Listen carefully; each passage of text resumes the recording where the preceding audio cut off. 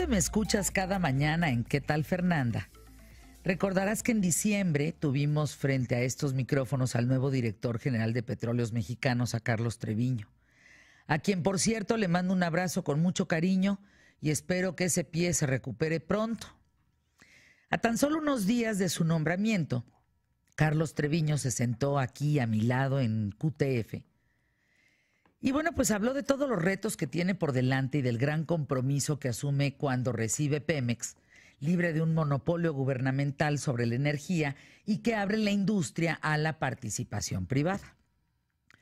La semana pasada, durante el CERAWeek de IHS Markit en Houston, Carlos Treviño externó su preocupación por las declaraciones de Andrés Manuel López Obrador, en las que afirma que de llegar a la presidencia de México va a disminuir el ritmo de las actuales subastas de petróleo y va a revisar los más de 90 contratos firmados por el actual gobierno. Carlos Treviño coincide en esta inquietud con muchos líderes de la industria energética en México, tanto de producción de petróleo como de gas. Estamos hablando de empresas como The Royal Dutch Shell, Chevron, ExxonMobil, que beneficiaron al país invirtiendo en México miles y miles de millones de dólares en inversiones a partir justamente de la reforma energética, y ahora dicen, ¡ay! Pues ¿qué va a pasar? ¿Qué va a pasar con nuestro dinero? Recordemos que esta reforma energética fue aprobada por el Senado de la República el 11 de diciembre del año 2013 y por la Cámara de Diputados un día después, a 4 años de distancia. Pues, ¿qué ha pasado con esta reforma? Porque se acuerdan que fui muy crítica en aquel momento diciendo, pues la hicieron en lo oscurito, en la madrugada. La aceptaron sin que muchos la conocieran y le echaron para adelante. Y bueno, pues ahí está. La reforma ahí está. Pero ¿qué ha pasado desde entonces? ¿Qué funciona? ¿Qué no funciona? Más allá de las formas de cómo empezó, pues ya empezó. Desde el 2003. Entonces, ¿dónde estamos? Fíjense, uno de los primeros resultados favorables en el año 2017 por esta inversión importante de dinero fue el descubrimiento de un nuevo yacimiento de petróleo ubicado a 60 kilómetros de las costas de Tabasco, cuyas estimaciones están entre los 1,400 y 2,000 millones de barriles de crudo. Paréntesis. El PG dice que uno puede perforar un yacimiento de petróleo igual que hacer uno de agua, que un pozo de agua. Ay, como que le faltó tecnología, ¿no? Pero bueno, según expertos, de lo que produzcan las empresas privadas que obtuvieron la concesión y que lograron dar con este yacimiento, México va a recibir cada año, porque pues como es en territorio nacional, pues no es que ellos lo puedan explotar y se queden con toda la lana, no. México va a recibir cada año unos 50,000 millones de pesos sin haber invertido un solo centavo. Esto también garantiza un aumento del 7.5% en la producción nacional de gas. Aunque a muchos detractores no les guste aceptarlo, me incluyo en aquel momento de la reforma, ¿eh? Yo no le saco a cuando señalo. También señalo lo bueno, también como lo malo. Un hallazgo así no hubiera sido posible sin la inversión privada de mexicanos y extranjeros que, además de generar ganancias, pues sanaron de alguna manera las finanzas de Pemex a raíz de estos contratos con inversiones cercanas a los 60,000 millones de dólares que abarcan también innovación y desarrollo tecnológico. Para este momento que me están escuchando, ya a muchos se les pararon los pelos de puntas diciendo, ¿y de Shams? Ah, eso es otro punto, ¿eh? Ese señor hay que auditarlo, como a muchos líderes en este país, y que si robó, que regrese. Eso es otra harina de otro costal, pues. Lo que estoy diciendo es de la inversión que hubo por la reforma energética, se está abriendo un panorama en México. Algunos analistas plantean que la reforma energética efectivamente se llevó a cabo en un momento desafortunado, Porque acuérdense que los precios de hidrocarburos cayeron poquito tiempo después. Ahora, también hay voces que defienden la apertura al capital extranjero por los siguientes motivos. 1. Los hidrocarburos nacionales necesitan capital privado para explotarse a la par de sus principales competidores globales, que son Venezuela, Colombia, Brasil y Argentina. Esos son los cerquitos competidores. 2. Para que nuestros hidrocarburos mexicanos sean competitivos en la curva de oferta energética, pues es necesario asegurar mejores condiciones técnicas y operativas que las empresas privadas pueden aportar. 3.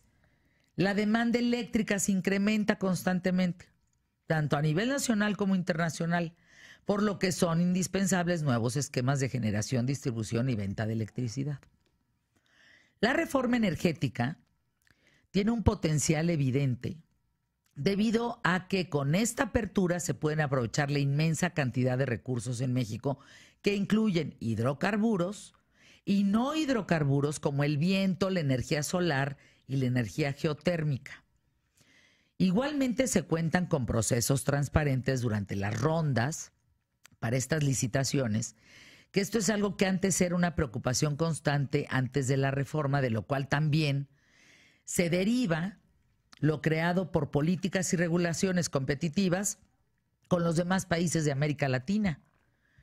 Podrás hacerle chanchullo a una empresa mexicana, ¿eh? Pero a una extranjera no.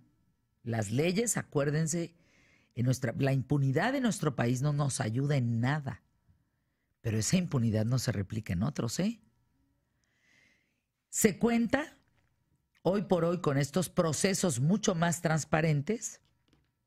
Y miren, hablando de estimaciones sobre las inversiones que pueden lograrse al finalizar este desafortunado, en muchos aspectos, sexenio de Enrique Peña Nieto, el gobierno dice que para el diciembre del 2018 entrarían unos 200,000 millones de dólares a la industria energética, considerando que en la última subasta de yacimientos en aguas profundas del Golfo de México, Shell, Repsol, Chevron y Petronas comprometieron más de 92,000 millones de dólares para las próximas 3 décadas.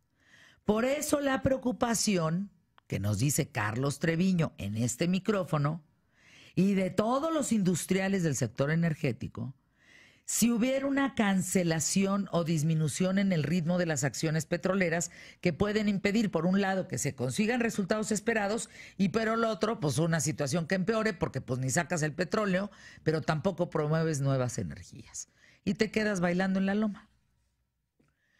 Yo te pregunto, porque todo este tema sale de que me siento con una amiga muy querida que domina el tema energético en México. Se llama Lourdes Melgar. Lourdes es una de las mujeres más expertas en el tema energético en este país. Es una referencia internacional. Y me dice, no se está entendiendo la reforma energética, Fer. Yo le digo, ¿de qué me estás hablando? Si fue hecha al vapor. Y yo me puse del lado de los rijosos diciendo, horrible. No funciona, no está bien implementada, hay puras tranzas. Me dijo, no. Déjame explicarte. Entonces voy a ir al programa a explicarte de qué hay muchas cosas negativas mejorables, pero las cosas buenas de la reforma energética creo que vale la pena que te las comente. Le dije, pues con muchísimo gusto. Así que hoy, en este periodismo de vida, te presento los hechos, las cifras, porque nos pusimos a investigar aquí de los números, cuánto va a haber de inversión, cuáles son las marcas, etcétera, etcétera, etcétera, en este contexto de una reforma energética, y posiblemente eso es lo que necesitamos escuchar también como parte de los candidatos que afirman que algo no funciona. Bueno, está bien, pero entonces, ¿cómo le vamos a hacer para que funcione?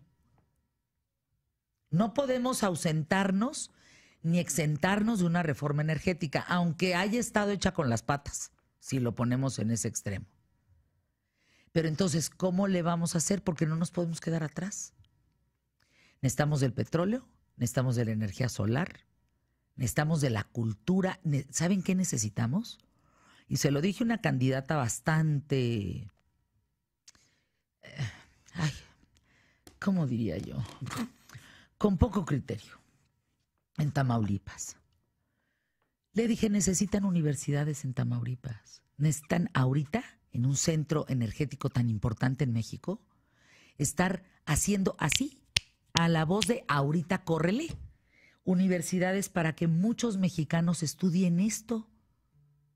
Las nuevas energías, la sustentabilidad, la energía solar, la eólica, tú ponle, tú dile.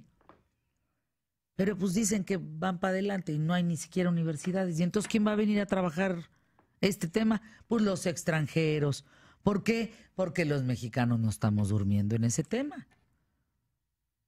Con reforma, nos guste o no nos guste, vamos a tener que salir adelante de este tema. ¿Cómo? Bueno, insisto, la impunidad es lo que no nos gusta. No nos gusta que hagan chanchullos, según esto, con la transparencia de muchos contratos y que haya el prestanombres del prestanombres del prestanombres, dueño de los yacimientos o del tal que tiene que ver con un político. Eso tache. Y que las autoridades entren e investiguen. Por lo demás, ni modo que nos quedemos sin energía. Entonces, ¿bajo qué criterios consideras que la reforma energética puede generar beneficios para México? ¿O por qué crees que no? O sea, ¿debemos de estar en el tema de la reforma? ¿Cómo? Si estamos buenos para criticar, pues estemos buenos para entonces dar un sustento. No nomás decir a lo tarugo, ay, ¿por qué estos? No, ¿por qué crees que necesitamos la reforma energética en México y hacia dónde la tenemos que llevar? ¿Qué debemos de exigirle a nuestros empleados? Que hacia dónde la lleven. ¿Y cuál es lo bueno de esta?